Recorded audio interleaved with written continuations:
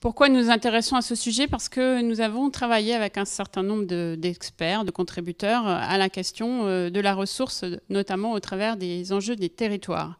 Ce que j'ai exposé ce soir, c'est la capacité qu'ont les territoires à mieux ordonner la relation entre l'offre et la demande, la production et la consommation, sous réserve de mieux connaître leurs ressources. Et ces ressources sont à la fois des ressources matérielles et des ressources immatérielles.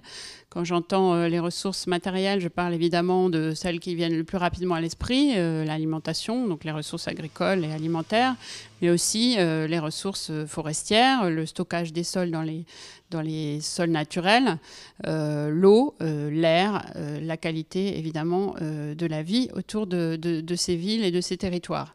Et donc cette ressource, elle est également une ressource en construction, puisque plus on utilisera les constructions existantes et moins on aura besoin d'en construire de nouvelles, et en l'occurrence d'utiliser de l'énergie et de la matière pour les construire. Et donc c'est très important, il nous semble, d'arriver à mieux connaître cette ressource, mieux la reconnaître comme une richesse, une capacité à créer de la prospérité, plutôt que de considérer que dans un monde fini comme le nôtre, il faudra trouver ailleurs de quoi continuer à vivre dans le niveau de vie qui est le nôtre. Je travaille beaucoup sur cette question de la capacité des territoires, qu'ils soient d'ailleurs gouvernés par leurs élus ou des entreprises ou des citoyens, à mieux corréler finalement les besoins d'un territoire avec sa capacité de production, que cette production aille directement au territoire ou qu'elle aille plus largement dans des filières économiques qui elles-mêmes peuvent devenir prospères.